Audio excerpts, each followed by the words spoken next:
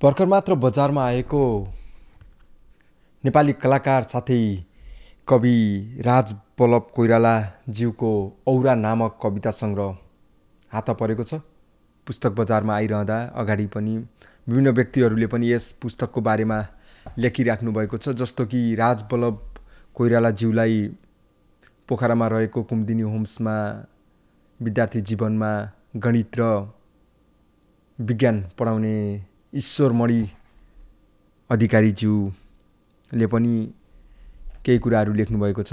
उहाँसँग सम्बन्धित एउटा विद्यार्थी र शिक्षकसँगको सम्बन्ध कस्तो छ, कस्तो रहेको थियो र स्कुले जीवनमा राजवल्लभ कोइरालाज्यू कस्तो हुनुहुन्थ्यो र कसरी स्कुले जीवन बिताउनु भएको थियो भन्ने बारेमा केही कुराहरू ईश्वरमणि अधिकारीज्यूले लेख्नु भएको छ।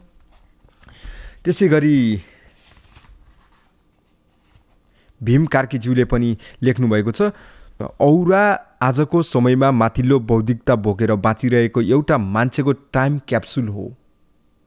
जीवनको इकोसिस्टमका वरिपरि बाहिर भित्रका विषयलाई समेटेर लेखिएका चोटिला छोटा र पठनीय कविताहरूको सङ्गालो हो औरा भनेर लेख्नु भएको छ।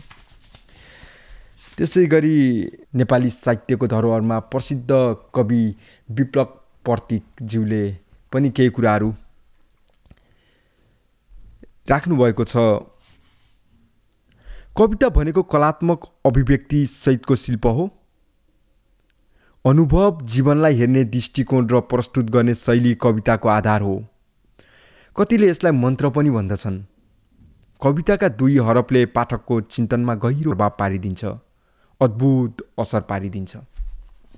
यसरी अन्तरङ्ग शुभेच्छा सहित कवि विप्लव प्रतीकज्यूले लेख्नु भएको छ भने राजवल्लभ कोइरालाज्यूले पनि यो कविता कसरी आयो, कहिलेबाट लेख्न सुरु गर्नुभएको हो, छोटो पृष्ठभूमि लेख्नु भएको छ।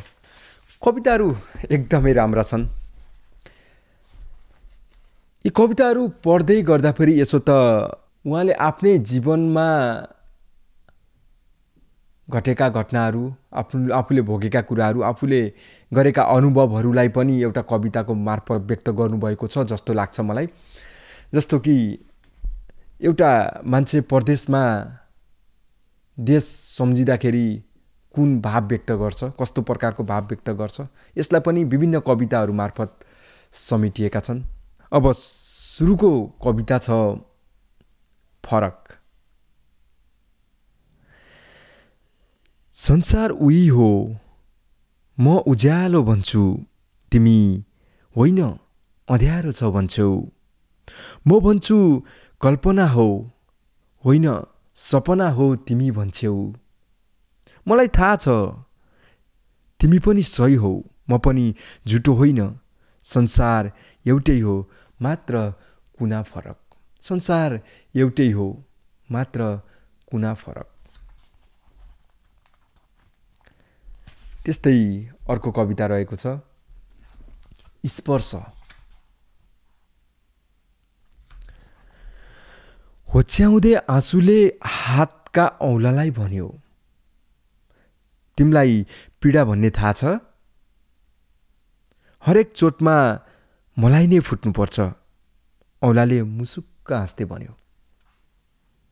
हरेक चोटि तिमी आँखाको कुना हुँदै गलाको बाटो बग्दै गर्दा, हरेक चोटि तिमी आँखाको कुना हुँदै गलाको बाटो बग्दै गर्दा मैले छोएको छु तिमीलाई। भित्रैदेखि स्पर्श गरेको छु तिमीलाई, मैले जति महसुस कसले गरेको छ।